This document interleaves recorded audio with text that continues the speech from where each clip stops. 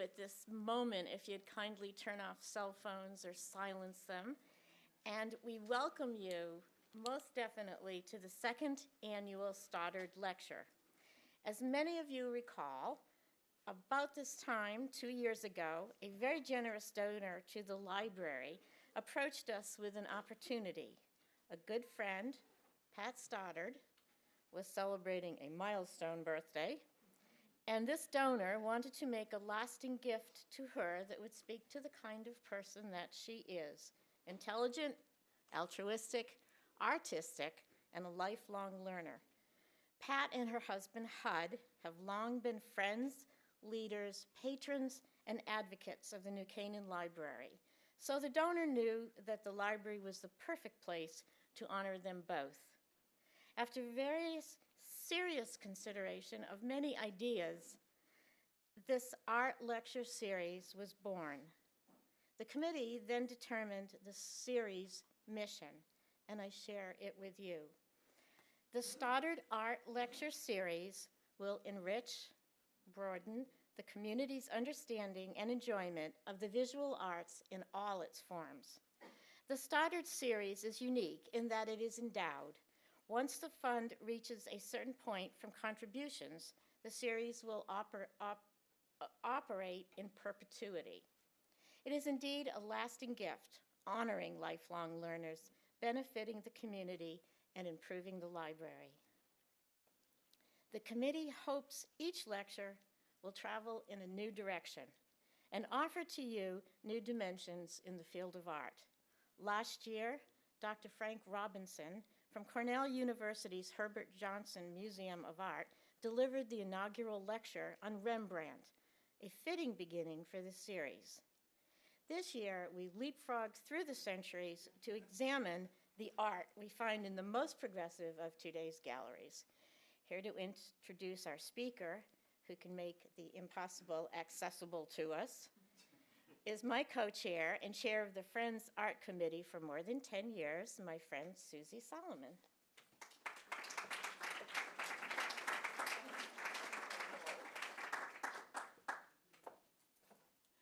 Hello. Thank you, Judy. Indeed, the Stoddard Art Lecture Series is a wonderful addition to the extraordinary programming offered at our New Canaan Library. I thought I'd begin tonight with a question. Have you strolled in the High Line lately? Maybe trotted down the stairs to pop into a few Chelsea galleries, have a look at what young artists are up to these days, and been bewildered? You're not alone. Those creative minds are always a few steps ahead of us. Imagine the response to the odd lines drawn on cave walls. She might very well have been punished for that. Although we don't actually punish contemporary artists these days, we often don't quite get it. So tonight, the mystery of what's going on with today's artists will be cleared up a bit. From last year to this, we're spanning many centuries in the history of art, as Judy mentioned, from Rembrandt in the 17th century, whose life and work Frank Robinson gave us an inside look at, to 21st century artists, who John Zinsser will introduce us to. All were and remain innovators of their time. Our speaker, John Zinsser, a native of New York City, brings to us a thorough understanding of the history of art, along with first-hand knowledge of the mediums employed in creating art. A teacher, painter, writer, and lecturer, John was educated at Yale University and exhibits his work both in Europe and America. He is also a co-founder of Journal of Contemporary Art and writes extensively for Art in America and Flash Art. As a teacher at the New School University and New York Academy of Art, John draws on the past to explain the present and thoroughly engages his students with not only his knowledge, but also his humor. Please join me in welcoming John Zinsser.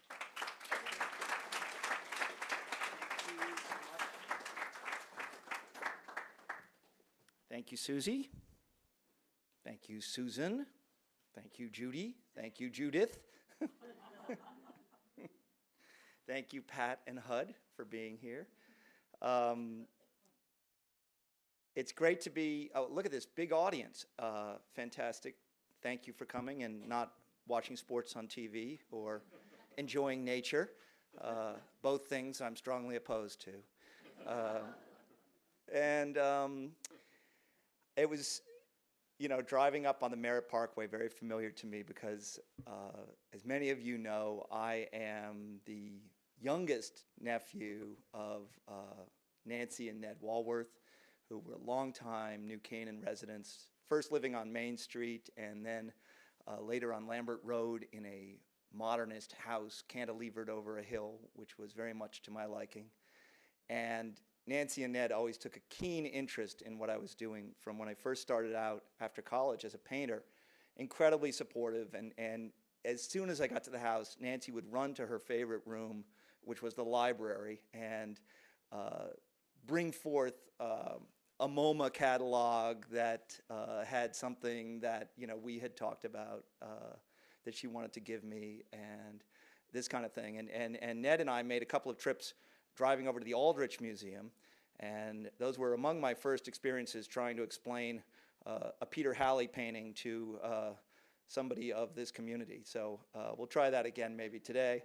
At any rate, Susie Solomon is a student in my new school class in the city. I've been teaching about 15 years there, a class where we look at current exhibitions and in galleries and museums, and I try to give a kind of walking tour.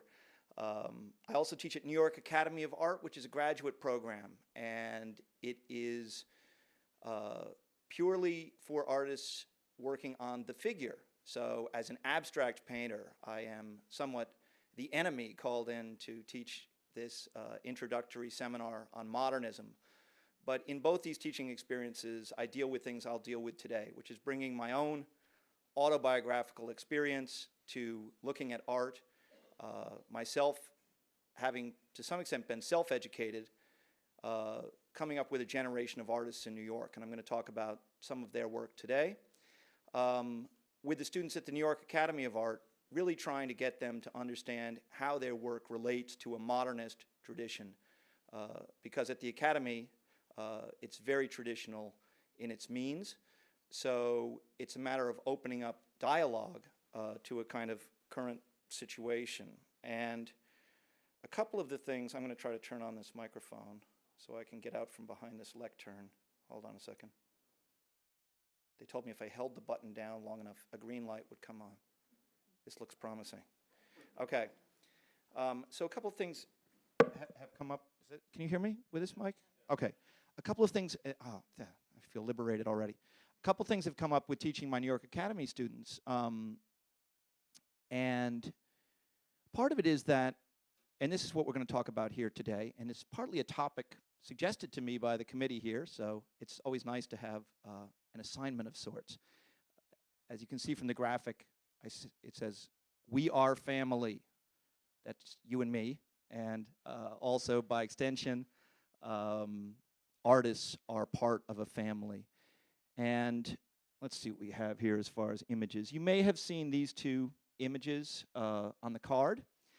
Again, in dealing with the library here, we kept thinking, well, what are we going to show for the image? We could show Cezanne and Duchamp and so forth as a way of saying that all art history of the 20th century is essentially genealogy-based, a family tree, and that anyone who has taken art history has certainly learned about influence and its trajectory. But more and more, I find, when talking to my 21st century graduate students, things have really shifted from 20th century concerns to 21st century concerns. And one of the big shifts is a move away from a kind of avant-garde-ism, where everything is in reaction to that which came before, in identifiable movements, as Susie was saying, if you stepped into a Chelsea gallery, you know, you might not know where something is coming from. It's not part of an identifiable movements. To some extent, identifiable art movements ended in the 1970s. And in the 1980s, which is when I graduated from college and threw myself headfirst into the New York art scene, there was an age of what came to be called pluralism.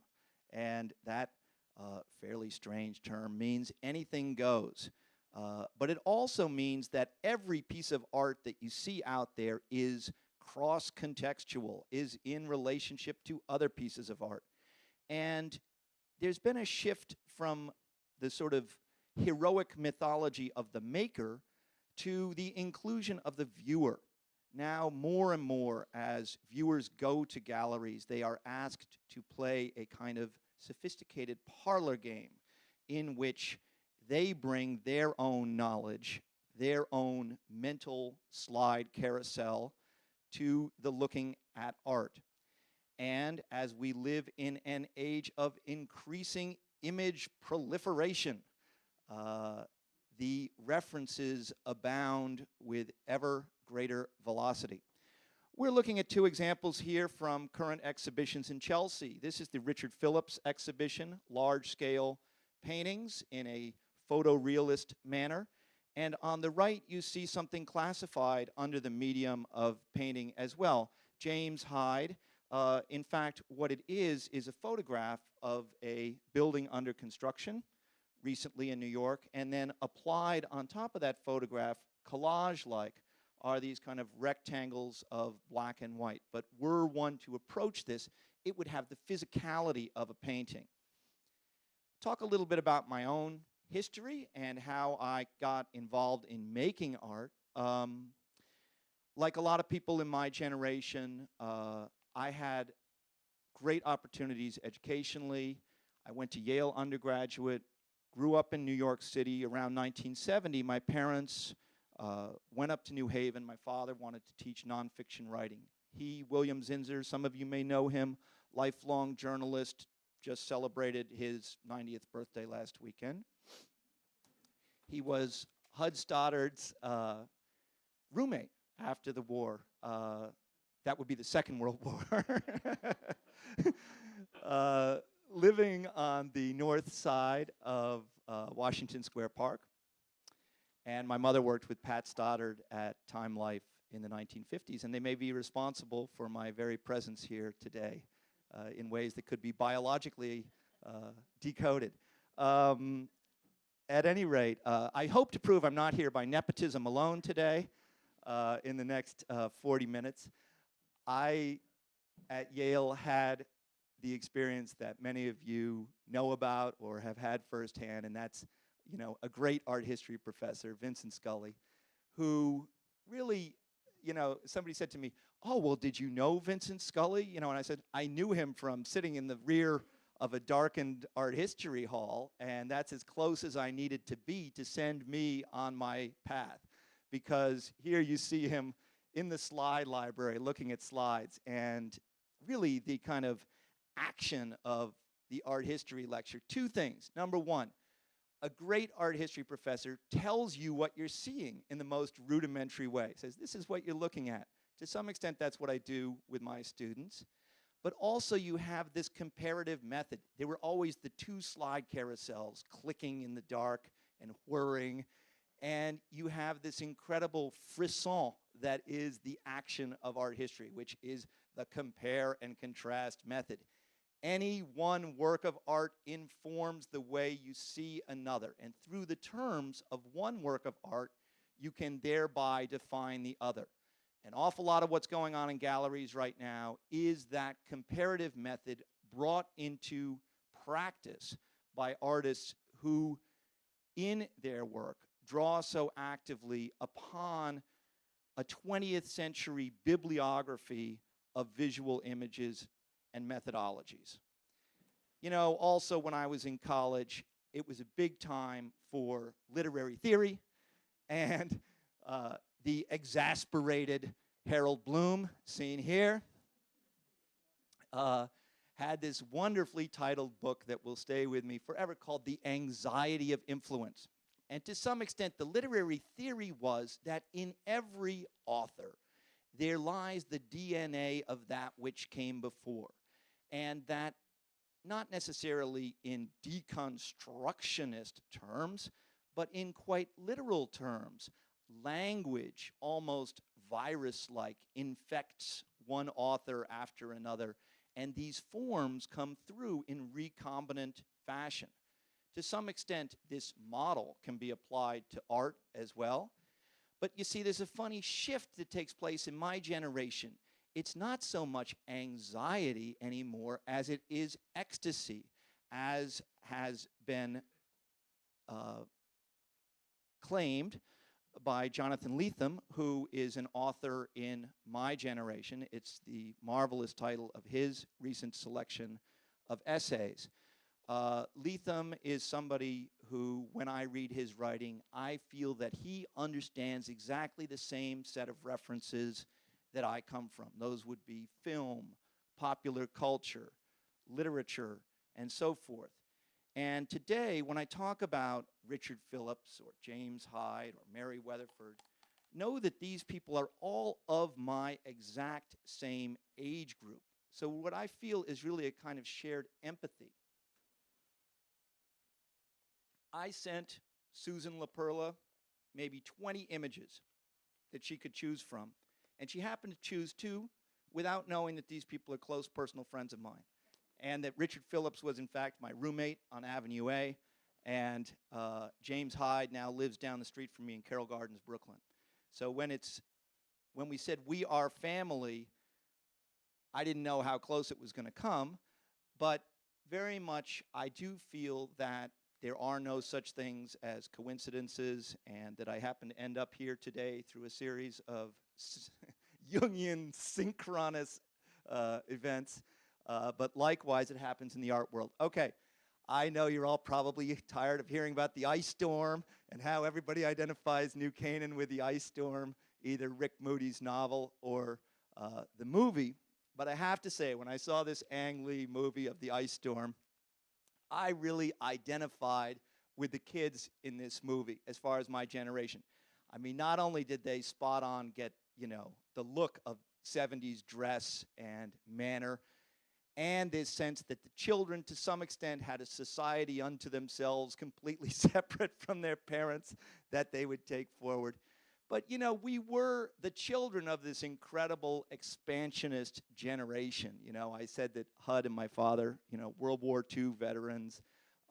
And there was a sense, what were we possibly going to do when there was this incredible moment of American history that had been lived in our parents' generation? And when I say identifiable art movements to some extent ended in 1970, that's exactly when we're sitting around this dinner table at this age with my parents. And to some extent, what we embarked on in the 1980s as young adults was a very different landscape, where no longer did you have these iconic, identifiable movements, abstract expressionism, pop, minimalism. Rather, the art from all of those movements that we pored over and learned about in art history classrooms became that of a kind of toolbox that we then used to make a recombinant response, a response to that high moment of American culture. You can ask yourself, are we then, therefore, mannerists? I would hope not. There might be a different definition awaiting us. Just to back up a little bit, talking about this 20th century paradigm. There are artists whose work is so strong in the statement that it makes, and I know painting best as a medium, so can cite some examples from painting, but you will know these examples, that the radicality of the reinvention of the medium itself and how people respond to it is such that it is completely transformational. In other words, once artists are able to state something in certain terms, you can never, I would argue, go back to that Arcadian moment of innocence before that radical reinvention occurred. In other words, after Cezanne sees the apples on the table, paints the apples in a certain way, begins to treat European genre painting subject matter in a specific way, there is no turning back a trajectory that painting is going to take during the 20th century. And we can say that the beginning of this trajectory is that in the attention to individual brushstroke, support structure, palette, etc., that the subject matter is no longer the overt narrative subject matter of the apples on the table, but that a very important paradigm shift occurs. And that is that the subject matter of the painting becomes the object matter of the painting. And the subject matter of the painting becomes painting itself as a type of methodology, as a type of thinking. But that shift will move us forward throughout the 20th century. Now, in my mother's generation, they thought that the story of 20th century art was going to be the story that's told by MoMA's permanent collection. And that is Cezanne, into Matisse and Picasso, into post-war American abstract expressionism. Along the way, one troubling, vexing character named Marcel Duchamp and his ready-mades and Dadaist anti-art aesthetic. But they always thought that that path from European modernism to the American response would be the story of influence leading to the 21st century. That was without counting for the fact that Andy Warhol was going to come along and so transform my generation's thinking. I'll talk about that a little bit in a minute. For me, it's difficult to look at a Cezanne painting. Oops, I can't go back. Maybe I can go back. It's difficult for me to look at a Cezanne painting and see how radical it is, because I've grown up thinking that's a painting in a kind of traditional sense. But one thing that amazes me about Jackson Pollock and Andy Warhol, who are perhaps still my two primary influences in terms of my own painting, are that when you're in MoMA, and I don't know if any of you have gone to MoMA in the last couple of years, but now that 5 or 6 million people go there a year, it's not quite the discrete aesthetic experience it used to be. Rather, MoMA has been given over to the people, and it's a general audience there, and I applaud that. But you still have people walk into this room of Jackson Pollock paintings and say, that's not a painting. And to me, if you can have a painting that's 60 years after its creation and 60 years of its influence on painting culture and still have that degree of radicality where somebody walks in and says, that can't be a painting. That's a major shift in terms of the definition of something. For me, okay, I could analyze it. I could say it's scale. I could say it takes Cezanne's trajectory of the literal and pushes it into this kind of language of cinematic signage. It takes a kind of performative aspect of the painter, et cetera, et cetera. But really also for my generation, Warhol is the significant artist, and he is coming as much out of abstract expressionism as he is coming out of Marcel Duchamp and Dada. When I was a senior at Yale in 1983, and I wanted to write my senior art history paper about the paintings of Andy Warhol in the 1960s, the department there thought that this was a spurious and questionable suggestion. At that time, Andy Warhol was still identified as the Studio 54 denizen, representing a kind of self-parody as a social creature. He was not actively exhibiting in New York. I looked for exhibitions by him. And it shows how far our thinking has changed, that now there is an exhibition at the Metropolitan Museum currently about Warhol and his influence over the last 60 years specifically. But for me, a lot of the thinking really had to do with what his paintings were teaching me, and I'll try to get to that if I can. Okay, the artists I'm going to talk about today, as I said, they're really my generation, born in and around 55 to 65. So they're very much the children that were sitting at the table at the ice storm.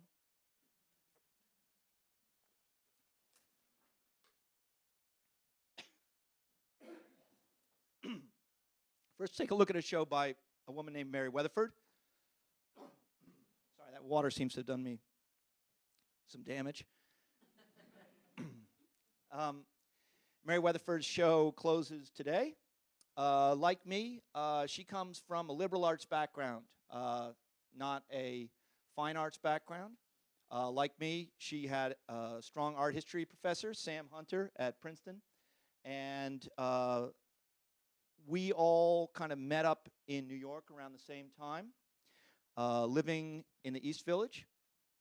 And as Mary and I were trying to develop our paintings alongside a whole group of people in our same age group, what was happening is that people were kind of coming down to New York from graduate programs, having graduated from graduate programs, and then we kind of coalesced together. So during that time, I was working, as Susie mentioned, on a magazine called Journal of Contemporary Art, which consisted solely of interviews with artists. So really my education also had to do with this kind of long dialogue journalistically with other artists. But did you know, when Susie said, you may have been to West Chelsea recently, there's a burgeoning gallery district now in the Lower East Side. And now when we say the Lower East Side, we're not talking about where I was, which was the alphabet avenues, A, B, C, D. We're talking about Orchard Street and Ludlow Street and East Broadway. And this gallery is typical, Brennan and Griffin on Delancey Street. So you've got this marvelous interaction with the New York City streetscape with all of its varied history in layers and so forth.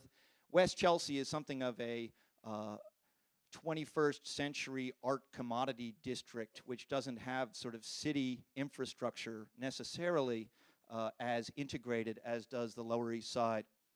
At any rate, Weatherford has now moved to Los Angeles, but she did an exhibition entitled Manhattan, and they produced a card for this exhibition that looked like an ad for a movie, and in part that played with the idea that she is using these fluorescent light fixtures in combination with traditional painting supports. So what you see here are large-scale oil-on primed linen. These are about 8 or 9 feet tall, and there is in each this electric light component, and it's attached to the canvas in quite a rudimentary way. They screw into the surface and attach to the stretcher bars behind.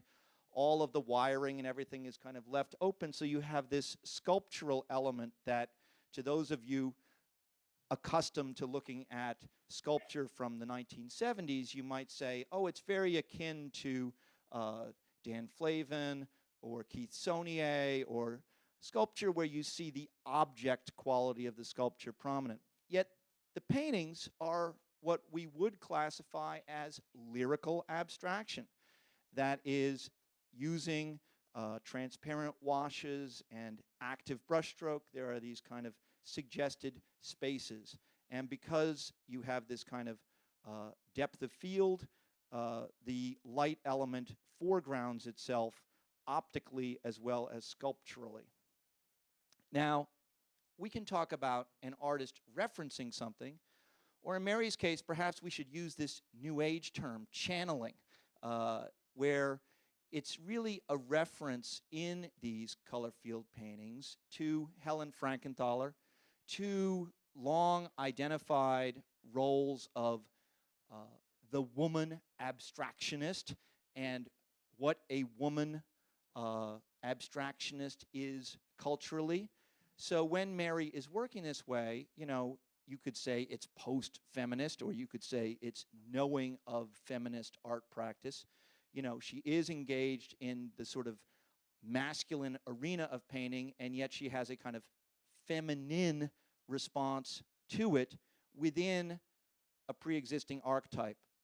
Or you could alternately say that she's channeling Keith Saunier, who is one of these kind of male artists of the 1970s, long showed at Sonnabend Gallery downtown, whereas Frankenthaler would have been showing at Knoedler uptown, taking these two very different tendencies and marrying them into one kind of hybrid Frankensteinian art object. The James Hyde painting that I showed you from D.C. Moore Gallery with the building in it, I happen to know Jim. He's been very interested in Stuart Davis over the last couple years. He is making paintings by taking photographs and having them printed out like a billboard graphic and then mounting that on canvas. So like Mary Weatherford, he's using painting's position as a medium, but the definition of the object is open as far as the methodology engaged. We still call it a painting because it's on stretcher bars, because it's canvas or linen, because it uses media in a certain way. But more and more, there is this open conversation between photography and painting and so forth. So the cityscape is a traditional American subject matter, pre-war and post-war. Stuart Davis is among the first of the American artists to really seize upon this European methodology, Cubism, and so forth. But there's also in Davis this flattening of spaces where it almost looks collage-like in its methodology. That would be one thing that immediately came to mind when I looked at Hyde's painting. But I could also think about how American painters have long used photography. Among them, Charles Sheeler, who was commissioned by the Ford Motor Company to travel to the Midwest and take these iconic photographs of manufacturing plants in which great perspectival crossings of utilitarian form had a kind of dynamic in which the smokestacks ascended like a kind of new church of industry, in which the literal subject matter and metaphorical associations traveled back and forth quite freely. More and more, as my generation looks at the work of Sheeler, Andrew Wyeth, Norman Rockwell, we understand that those painters really sourced photography in their work a tremendous amount more than we may have originally understood. And that when we are in this dialectic right now between painting and photography, this is something that's been going on throughout the 20th century, but that has been objectified in the work of artists such as James Hyde. Large-scale color photography emerged strongly in the 1990s, thanks to printing technologies that were coming out of Germany. There were a pair of photographers working at Kunstakademie Dusseldorf, Bernd and Hilla Becker, maybe you've heard of them, and they took industrial subjects of the type that I just showed you from Sheeler, but they also had these three very important students, and you will remember this as a mantra, Struth, Roof, and Gursky, all of whom went on to really change the way photography has been received in the contemporary art landscape. What you see here is a large-scale print by Gursky. In Gursky's work, he freely changes the information digitally. One photograph such as this results maybe as a composite from 100. So there is a strong breakdown in contemporary photographic practice between fact and fiction. A lot of what the photographers of the last 20 years have been doing is moving into territory that was long associated with representational painting, landscape, portraiture, the representation of the cityscape. In Hyde, you have a move back into the tactility of painting, the frontalizing of the picture plane through the use of aggressive materiality and so forth. Yet the photograph remains a central referent as it moves back and forth between the two mediums. There's an exhibition currently at the David Zwirner Gallery in West Chelsea by a photographer named James Welling. You may be familiar with Mr. Welling's work because between the years 2006 and 2009, he took as his subject New Canaan's own Philip Johnson glass house, an iconic American architectural masterpiece. And Welling chose it in part because he knows that his viewers will bring to the looking at these photographs their own foreknowledge of this building.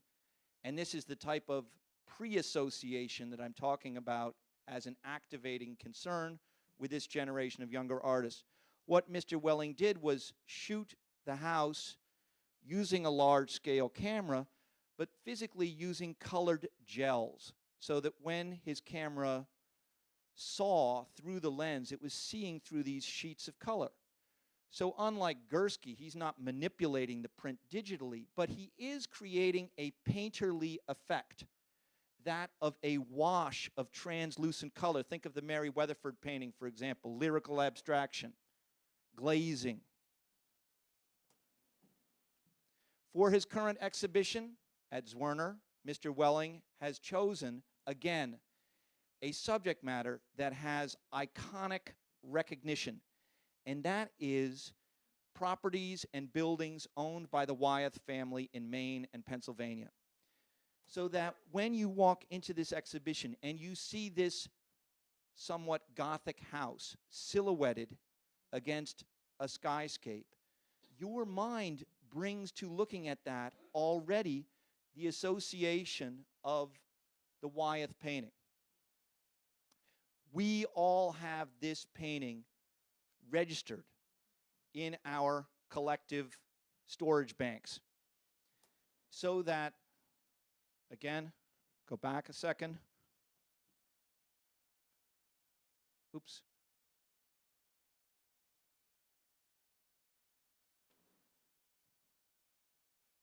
You know, the previous picture was the one I took with my camera, but this is provided by the gallery. It gives you a little better sense of what these things look like. You see a print like this, it's all detail, detail, detail, detail, detail. You know, what the camera can do, what printing can do now. The photograph is no longer the black and white Dorothea Lange this big. You know, it's all of this information. So when I see this roof line rendered, and I use that verb on purpose, thusly, I see those Andrew Wyeth .001 brush hair tempera applications of paint, because my mind is bringing that reading to it.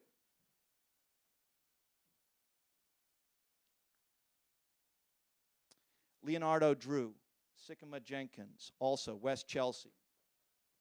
In this gallery space, you know, you go down to Chelsea, big, huge gallery after big, huge gallery. You know, they call them big white cube galleries, white boxes. One way to seize the attention of an audience is to make a site-specific installation where the audience says, you know, who could buy this? I can't put that in my house, you know? What is this? It's a big pile of charred lumber, you know, that has evocations of some kind of disaster, perhaps. They stack up centrally into these kind of volumetric forms. They have these kind of architectural buttresses in places, so they look a little bit kind of cathedral-like. Here you see those perhaps flying buttresses. Would not be too much of a stretch. But on the ground, literally, little pieces of charred wood that make you realize if you were to even touch the thing, it would disintegrate. The whole idea is to create a piece of kind of visual theater in which the white box of the gallery becomes a kind of vessel for this incredible kind of volumetric object. And you're cautioned, you have to duck your head and wind your way between the pieces as you walk. Again, you have an artist that is fully bringing to his practice an inventory of models from the 20th century, and he knows that his audience will do the same. So you will immediately think of John Chamberlain, perhaps, or you might think of Louise Nevelson as far as the chosen palette, or the use of wood as found object, or a use of a kind of metaphorical construction of abstraction. Or in my case, think about Franz Klein and how much Klein's interstices of black and white form evoked a sense of urbanism and the cityscape, and how this activates as you look up through this lattice work toward the skylights of the gallery. But then if I was to say, wait a second, the color black, what does it mean? I say, do you know that Leonardo Drew is a young African-American artist? So then all of a sudden you say, okay, well, maybe there is a larger narrative content about the individual. And you will hear, when you're out discussing art, identity politics, the individual, autobiography. And what if Leonardo Drew, somebody in and around my same age group, is growing up looking at the works of Chamberlain, growing up looking at the works of Louise Nevelson? That's what modern art looked like when we were kids in museums.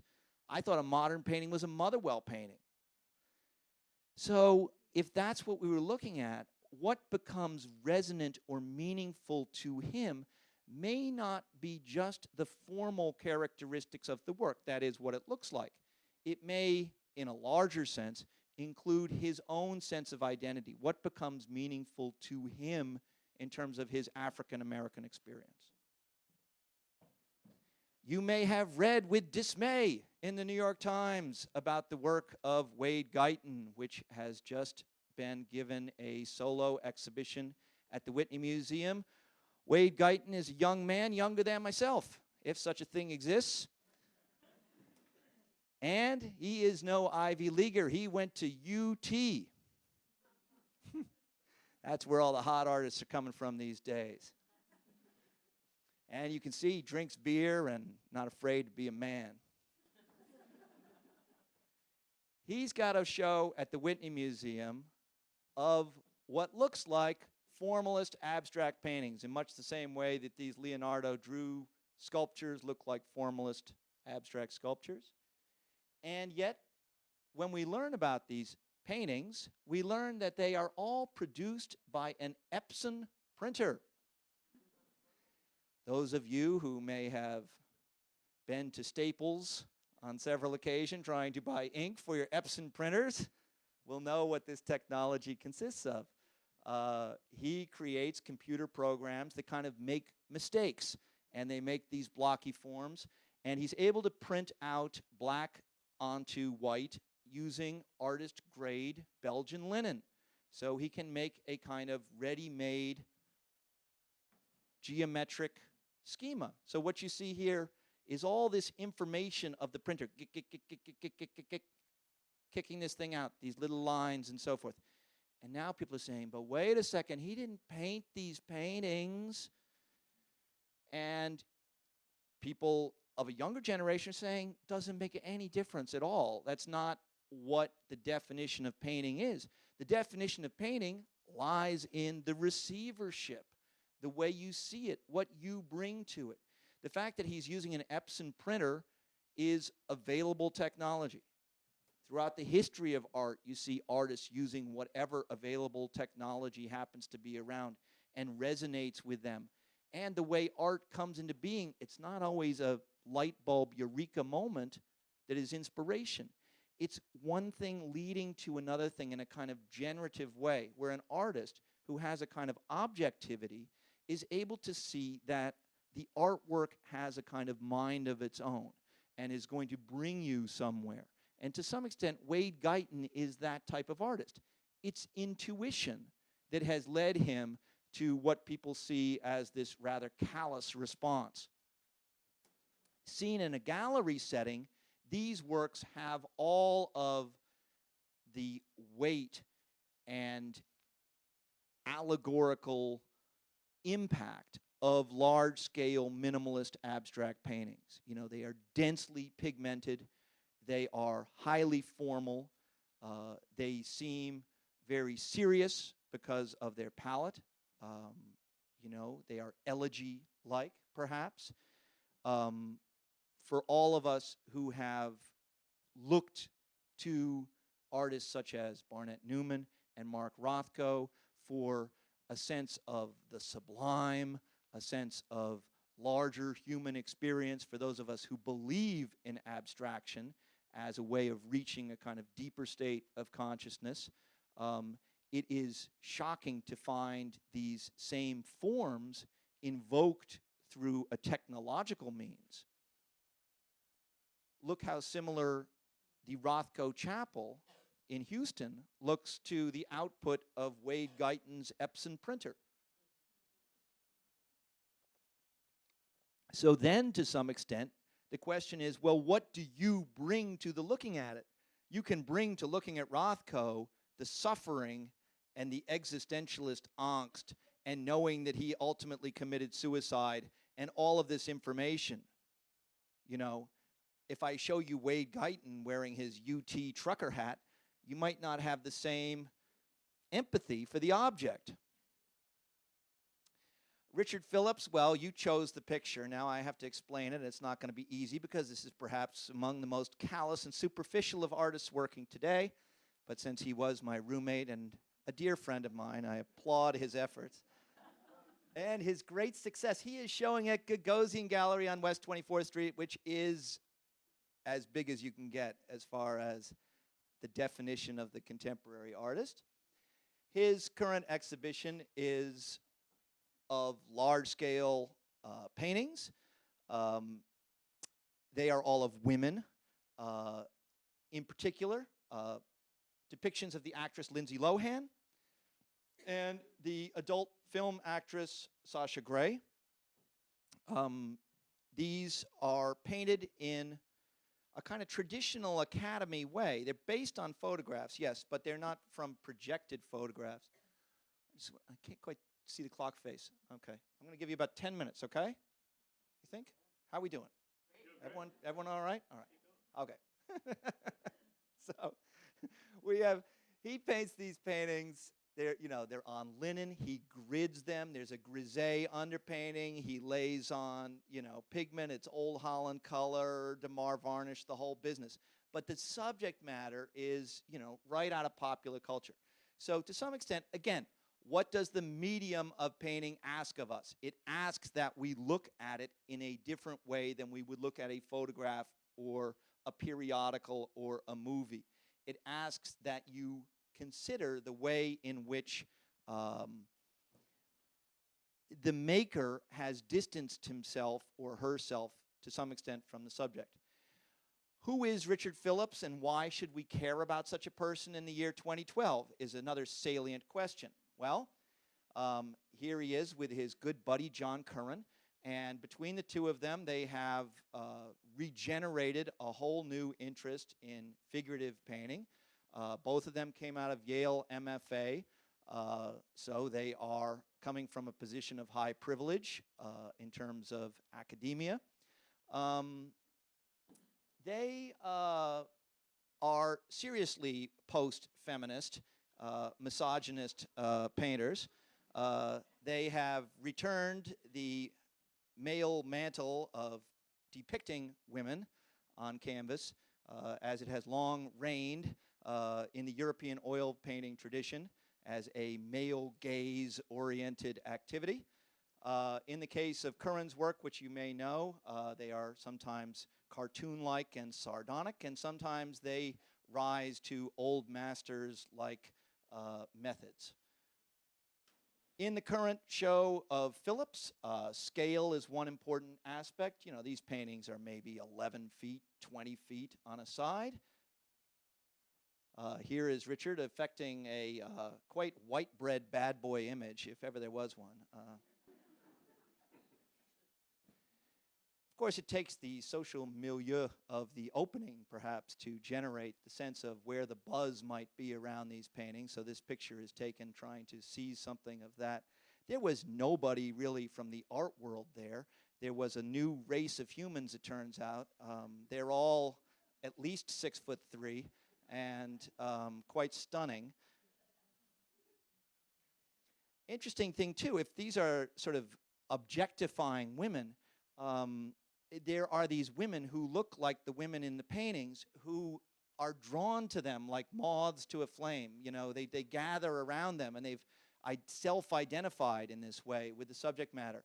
So that was an interesting sort of social phenomenon, perhaps. And there's Mary Weatherford, who painted those paintings I showed you earlier, and that's an example of what a real person looks like.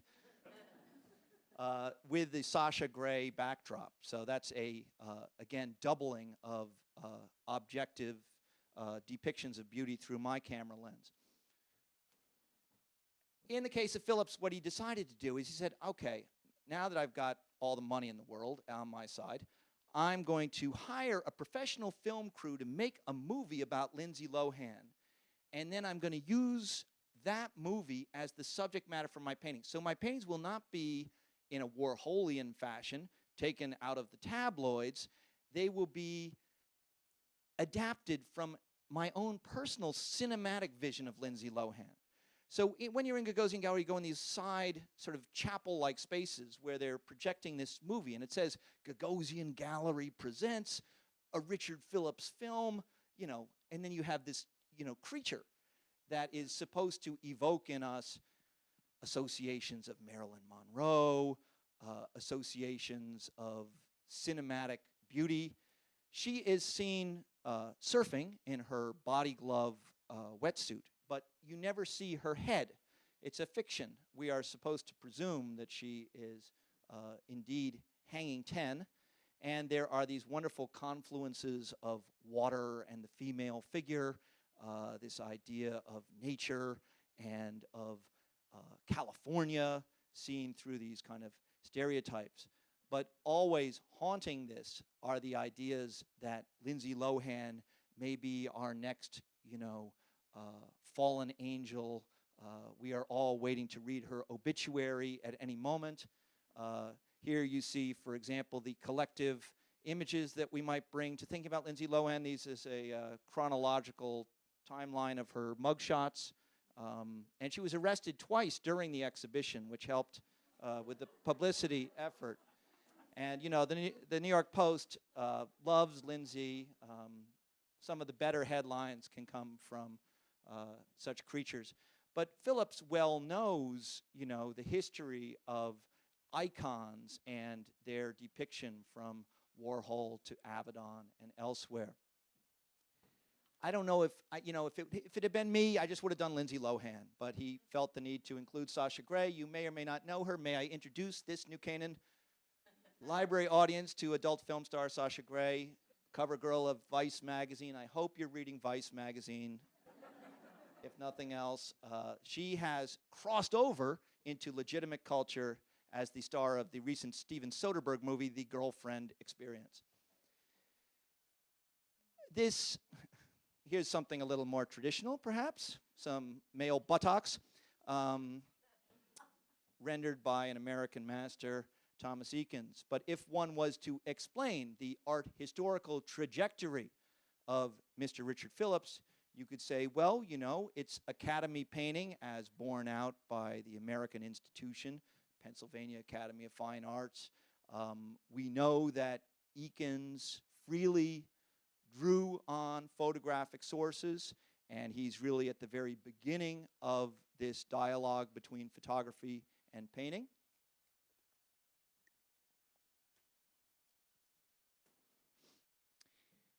In the 1960s, somewhat in response to emergent pop art of Warhol and Lichtenstein, The German artists Gerhard Richter and Sigmar Polke, who came out of Kunstakademie Dusseldorf, responded with something they called capitalist realism. In the case of Richter, who has become perhaps the most highly considered painter of the late 20th century, his practice engaged painting photographs. So it's the conscious description of a photograph.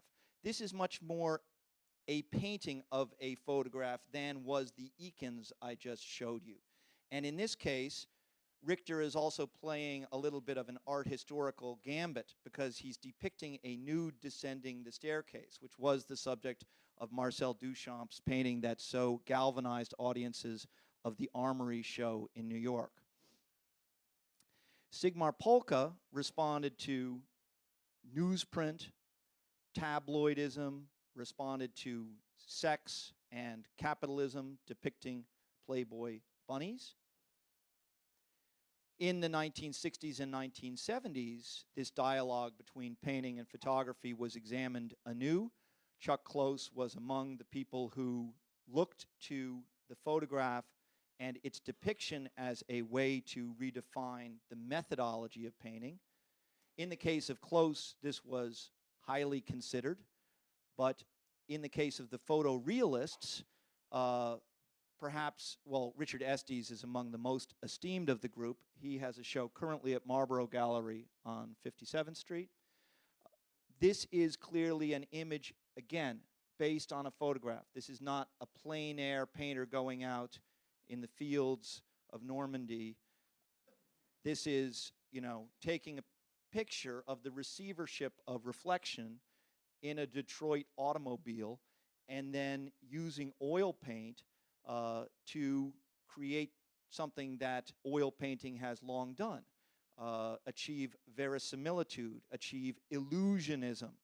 But nonetheless, the casualness of the original is the casualness of a photograph. There was this whole movement of photorealism, the Louis K. Meisel Gallery.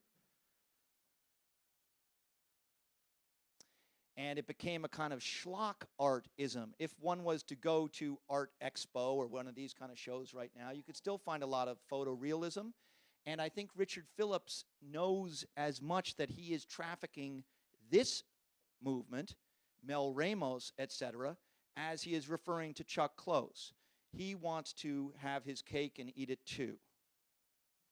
So that when one was to go to the Louis K. Meisel website now and see what is currently being offered, you have all these practitioners who are making this kind of painting.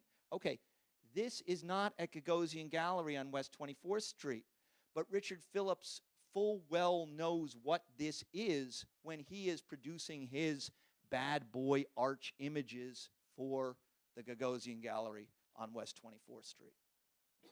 And I can even think back to Andrew Wyeth and his referent in the James Wellings photographs, and think about this tradition of the kind of female muse, the interrelationship of photography with work from the model, et cetera, et cetera. And somebody as highly exalted as Wyeth, can be seen through the eyes of a Richard Phillips as being a kind of purveyor of soft porn kitsch.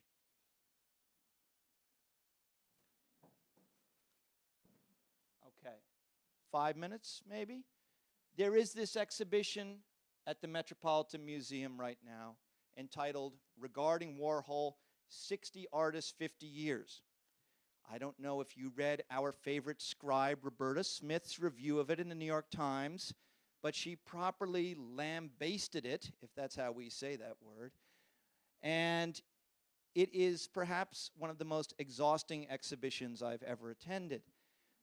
Nonetheless, the premise that Warhol is the artist that had this transforming effect on my generation of artists rings true to me and disrupts the trajectory of Matisse, Picasso into post-war abstract expressionism.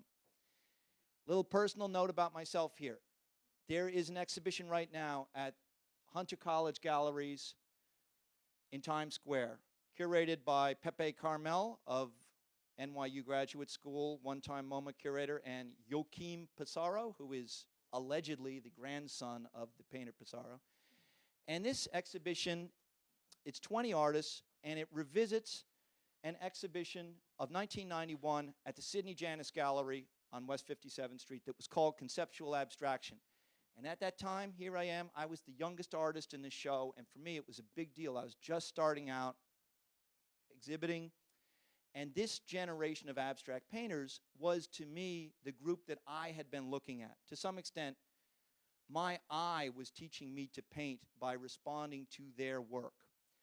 And what does that mean, conceptual abstraction? I'm talking about a generation of painters who, by and large, 10 years older than me, 5 years older than me, 15 years older than me. They are the group of abstract painters that emerged in New York at the very beginning of this period that I identified as pluralism. In other words, no longer were they second-generation abstract expressionists, no longer were they even minimalist painters such as Bryce Marden or Robert Ryman.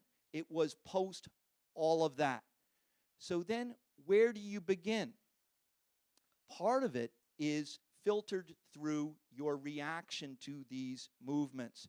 And this is the DNA. This is where they began to put it all together. But in my thinking about this Warhol abstract show, the Warhol influence show at the Metropolitan Museum, there is not one abstract painter in that exhibition. It's all Jeff Koons and Gerhard Richter, et cetera, representational art. Okay, when I wanted to write my senior essay about Andy Warhol's paintings, I was as interested in their formal characteristics and the radicality of that as I was in the subject matter being depicted in those paintings.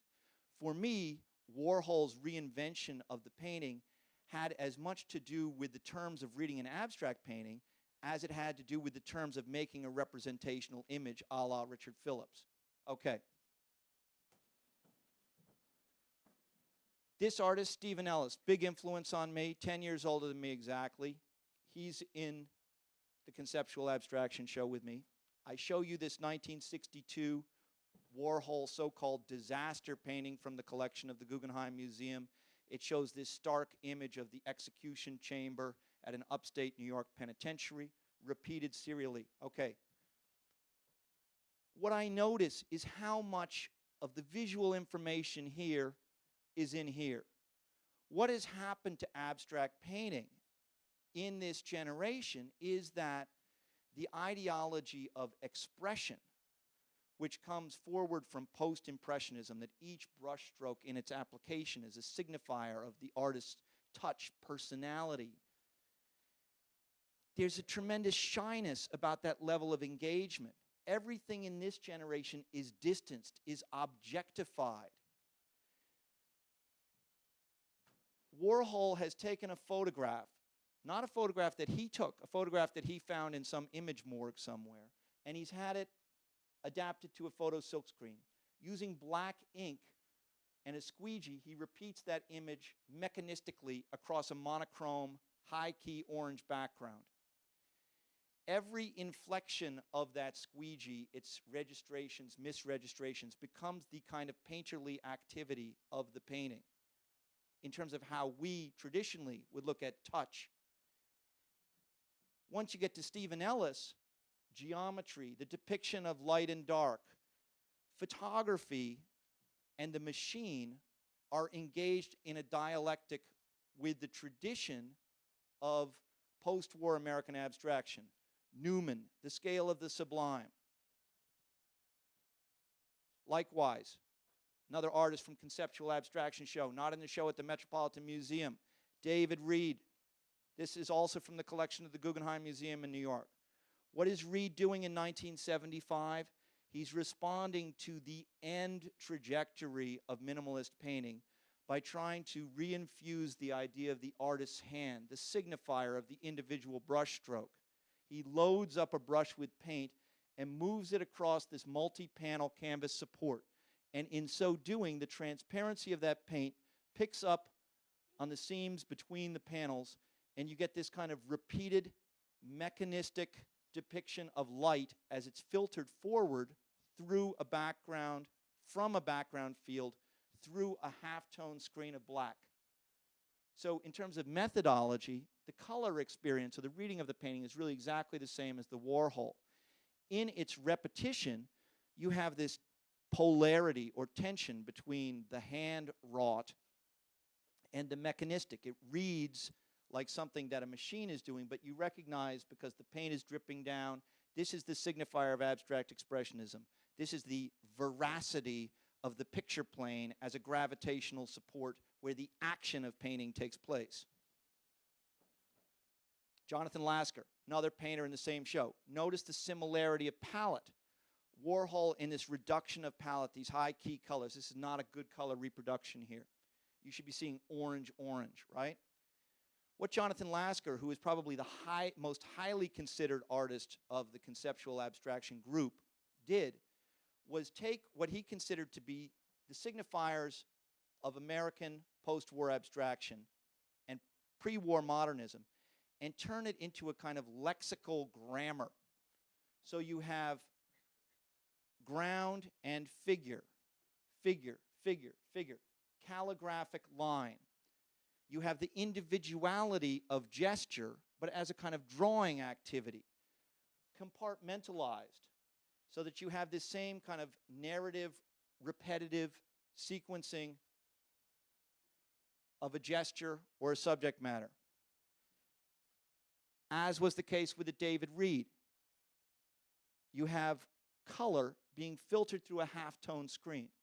In this case, through calligraphic line, as rendered like a tight kind of wrist doodle almost. These motifs are like letter forms, each of which is a kind of alphabetizing of a language that we already know from ARP, from Miro, from European abstraction. All of these shapes have this kind of formalist identity where they seem somehow nameable within your collective conscious, but they've been separated out into these kind of cartoonographic objective presences. In my own painting in the show, this is from 2007. Each painter gets an older work and a recent work. You know, I'm absolutely working out of Warhol. This is a sheet of paint that's been applied gesturally, orange over black. It's an exact reversal of the color scheme here. But I'm using very much this idea of a halftone screen. I'm very much referring to the dual trajectory of abstract expressionism and Warholian objective removal of touch.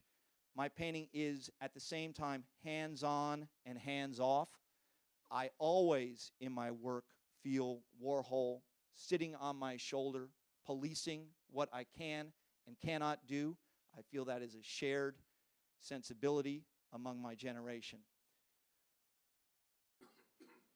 Finally, I'll just tick off a few things from Warhol that define my work that really don't have to do with representation, but that are at least identifiable terms.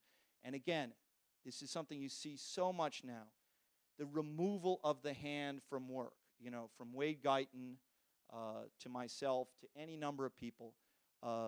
It's not that all these people can draw and paint beautifully. It's not about that.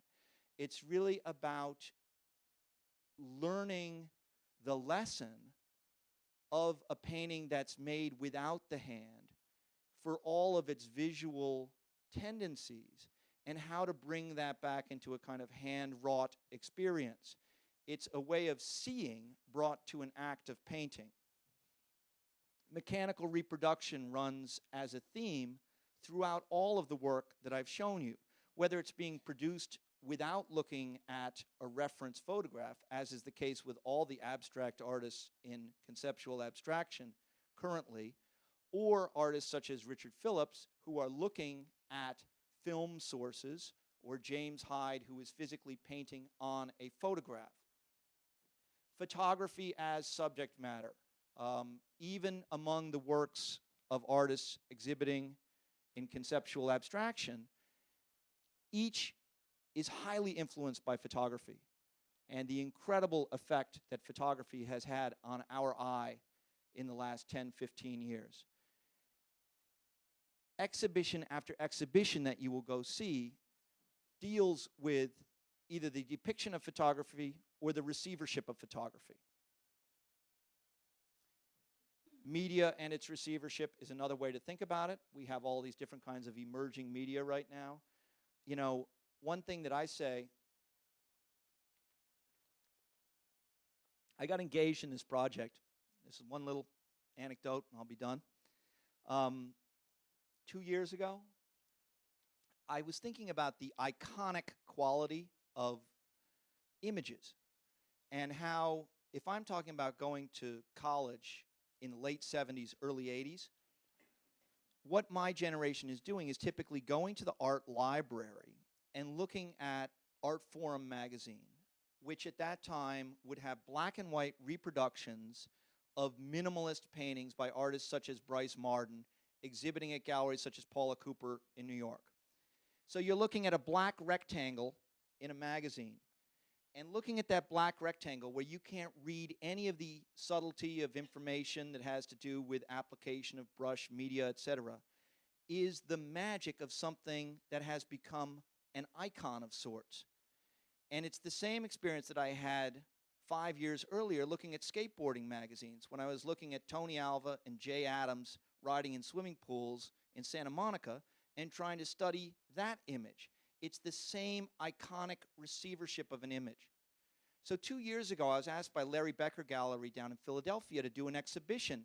And what I decided to do was, in painstaking graphite, draw highly representational images of reductive abstract paintings and of Warhol paintings, photo silkscreen paintings, and render them and reintroduce my hand into this experience of being in receivership of these images as a way of kind of slowing down the integer of looking at it, but again, asking the viewer to slow down or change the way they see the things. When people came to this exhibition, they had to be told these were not Xeroxes or photographs. They couldn't believe that it was a drawing. But it wasn't that it was so facile as a drawing, it's that their eye was fooled because they already brought that image to the exhibition themselves. It came with them in their own slide library. If I draw something and tell you that's a Barnett Newman, you already know what a Barnett Newman looks like. And if I can have you bring that Barnett Newman to looking at my drawing, then half the magic has already taken place. So now, rather than having to walk the snowy, slushy streets of New Haven to the art library to seek out the dark rectangle that is the Bryce Marden painting, you can go to Google Images or Facebook or Tumblr, and in a given day, I probably look at 3,000 photographic images without even thinking about it. So that suddenly there's been this proliferation of image. For any of the artists that I cited today, you know, I call up Google Images, 500 images of that artist, right? All of that has become this incredibly sophisticated information that artists now bring to the practice of making art, so that they expect that level of sophistication from the viewer as far as these kind of synaptic charges going back and forth with pre-associative reference. And for me, that's the big sensibility shift from 20th century to 21st century, where no longer are we solely slavishly awarding avant-garde-ism the award of originality, of worth, but that we're in a place now where it's sort of a growing collective brain of image consciousness. Okay, a few more terms just from the Warhol popular culture. Consumerism, representation. The most traditional of art terms remains central to the practice today, even for the abstract painters that I have described. Repetition. Nobody would think that repetition is as alluring and seductive as it has come to be. And finally, the icon, which is what we are all returning to and hoping to create on our own terms anew. Thank you.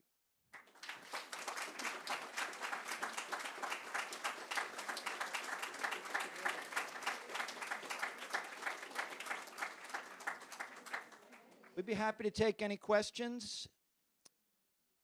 Yes, in the back.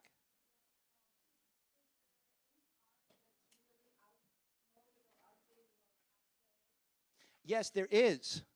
It's so funny. I can show with that Leonardo drew, I show you the picture of the Louise Nevelson, and everyone in this room goes, ooh, because it's like a common reference. We grew up with that and believe in that, and it evokes memories of, the anti-war movement, all these things. But, Louise Nevelson, typically an artist, is sort of not in the current discourse. But that makes it all the more cool. I meant to say that. The fact that Leonardo drew, a young African-American artist, is referencing Louise Nevelson, he knows how uncool something is, and suddenly it's cool. Same thing with Richard Phillips and photorealism. Same thing with Mary Weatherford referencing Helen Frankenthaler. No self-respecting young woman artist would be quoting Helen Frankenthaler at this time. Some of that has to do with the cycles of art history and when it is appropriate to re-inhabit something. But there are plenty of artists that are kind of waiting to be reassessed and so forth. I will say this about the 20th century. The historical decades are so important that all of the art from that time has value. And this is one thing that art dealers understand, whether it's popular illustration, photography that wasn't intended as photography, such as mug shots or newspaper photographs, all the way up through high art, and high art that's been badly considered, from its original position. When I talk to artists in my own age group, one of the biggest problems that we have is there's no context. There's no way that I was grouped with these older abstract painters. That's not really helpful to me. The people that I feel associated with are James Hyde and Richard Phillips and Mary Weatherford, because it's like a generational bond. We're all responding to things in the same way, but with a different visual response. So what do you call that? You can't call it like you could call things, op art or pop art or so forth. You can call it 1961ism, born in 1961ism. What does that mean? So what I tell artists is, do try to draw in your autobiographical experience to how you explain your work to people. If you lived in the 60s and the 70s and the 80s, and those years formed you, that's what people are interested in. That's an extension of this 20th century paradigm, but it's the beginning of the response to it from a younger generation. I'm not sure I answered your question. Other questions? Yes.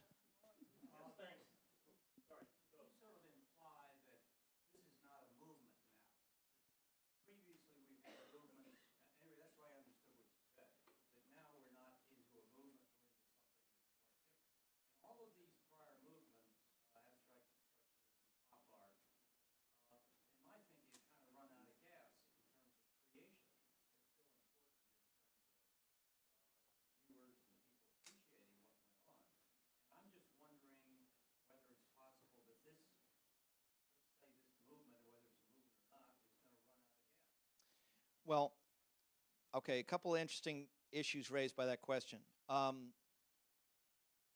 In some sense, abstract expressionism and pop can be seen as kind of their own manifest destiny. They were the creation of the historical arc. Yes, they were identifiable movements that ran a course that is identifiable, after 1970, meaningful pop art isn't made in relation to, its culture and so forth. If I'm talking about the rise of pluralism from 1982 to the present, well, that's already been 30 years of a proliferating cross-indexical art in which the art audience has expanded 20-fold. There's such an incredible, intense interest in contemporary art right now. When I got involved in it, it was very much still this kind of small New York community. I was identified with painting. It's a very small community. Everybody knows who they are. But, we're dealing with an art world now that is global, that, every major city is building museums. Art fairs have seized incredible public interest. And as much as, we can all take pot shots at this and say it's callous and it's not going anywhere, and et cetera, it is going somewhere. And, the art that I see, because I'm trained to see it, and what's trained me is not my university training. What's trained me is 30 years of looking at art. Bringing that is where the charge is, where the addiction is. And you see more and more and more people in the galleries and museums, and they've got that bug where they can bring one reference to something and say, I know what this is, I know what this means, I know what this is referring to. And you've got an incredible generation of very, very sophisticated artists out there, and more and more and more artists. You think, well, how many creative people are there? If I'd known so many people were going to become artists, I wouldn't have wanted to be one, Suddenly it's this default thing that the fallout of, the sort of expansionist capitalism has created. So, but, there is, but part of it is, too, that you can actually make a living making art right now. So, there's all this apparatus to support art. And, I went to see Lower East Side galleries on Friday. There are 50 legitimate galleries in the Lower East Side. There are 300 galleries in Chelsea. There are 150 galleries uptown. Those are all galleries showing art that's at the highest level. That's not the schlock galleries. Everything in those galleries is considered and is serious. And that's just New York. So to me, there's a lot really positive out there. Now, where do we go without movements? It's very, very difficult. I think that you have to name things for them to be remembered. This exhibition at Sidney Janis Gallery in 1991, Conceptual Abstraction, if they hadn't come up with that name, Conceptual Abstraction, I don't think they would be doing the exhibition today. I think the naming of something is, to some extent, what moves us culturally. There have been some names attached to things, identity, feminism, in all its manifestations and so forth. But it's very tough right now. And it's very tough for me to figure out, what is my movement? And I'm 50. Yes. Is that it? Oh, we can't adjourn? Yes. Could you name some top contemporary artists today? I just named them.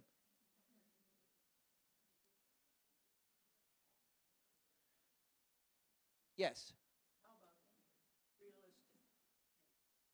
There's an exhibit in the cave now. Nobody's famous, but they're all realistic.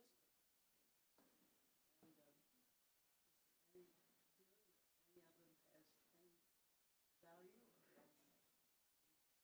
Realistic paintings and, yes, paintings of countrysides. I guess we would call those landscape paintings. I think the James Hyde painting is a landscape painting that I showed at the beginning. No, that's realistic. It was a picture of a building. I could identify that. But hold on a second. And I said that representation remains a huge issue right now. I told you I teach at this New York Academy of Art. It's a realist academy. That's all they do there. They work in the classroom from the figure. They do not have this Cal Arts graduate school thing where they, are independent study. They work together making realist paintings. My mandate teaching them is to have them grow an awareness of art consciousness whereby they can begin to place their work in the dialogue of what we're talking about here.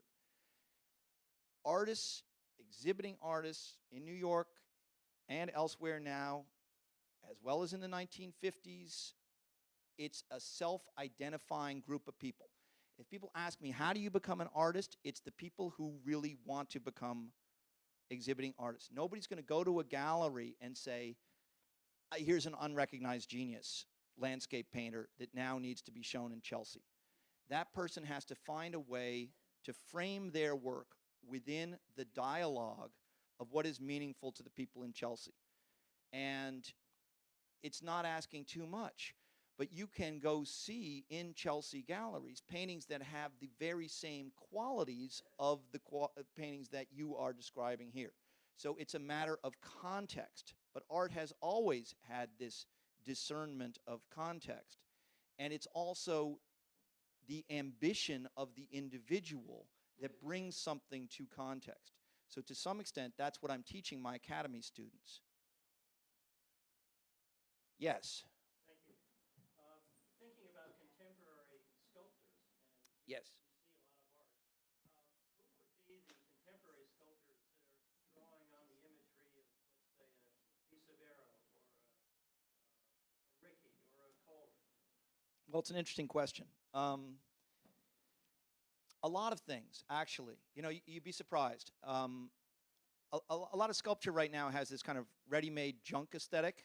People are as likely to make anything out of duct tape as they are out of steel.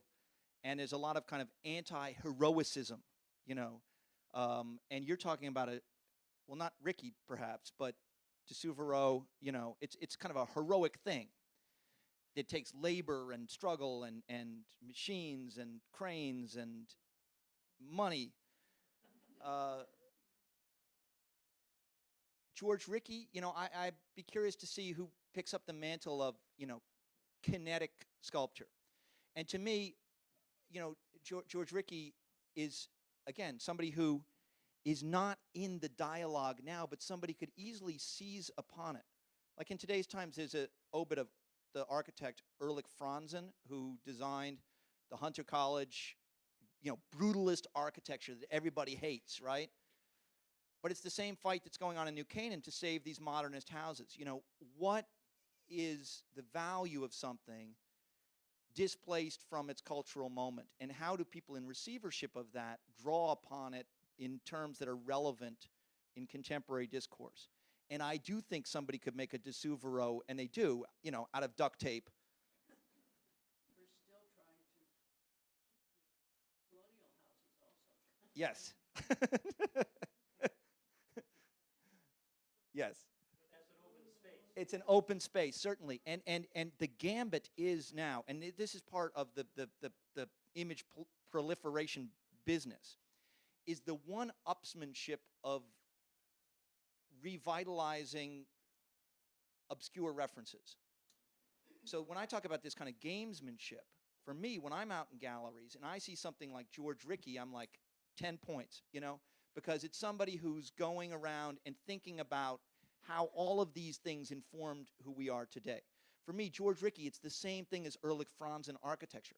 Growing up in the 1960s, public plazas, that's what urban renewal looked like. That's what progressivism looked like. It's not brutalism if it's a, you know, we're the generation that grew up in the schools that were designed to look like international style architecture. So we lived progressivism, but now it's a kind of fallen utopia. So it's the receivership of that in a kind of autobiographical modality of the life lived as opposed to the thing in its original iconic presence. And if you're able to bring that kind of poetic empathy to your retranslation of the object, then it becomes meaningful in the here and now. Yes? Whose generation? Your mother's generation. My mother's generation. And I beg to differ about the Andy Warhol exhibit. I just saw it 2 weeks ago. I found it extremely interesting. A statement of America in the 60s, especially the beginning, and how terrible the riots and anti-black and such like. And I went right through the exhibit. I beg to differ with you and with the critical review of stuff. Well, Also, I enjoyed your lecture very well. oh, thank you. Much, and Thank you. Well, no, I well, you're going to leave, so you'll miss You'll miss my response, but I applaud your sentiments. And absolutely, that exhibition at the Met is full of people looking at things and enjoying the objects and the legacy historically from Warhol forward. It's just an exhibition that didn't work for me. But that's why we go see exhibitions, so we can have subjective responses to them. Yes.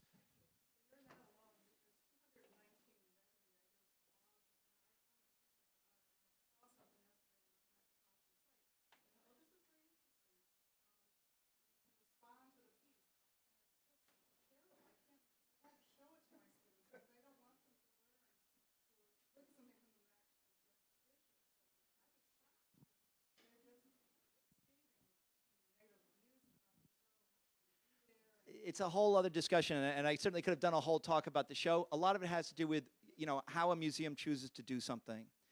It's more a curatorial critique than something else. There are a lot of artists that I love in that show, but I've seen them presented in such different ways elsewhere. Thank you.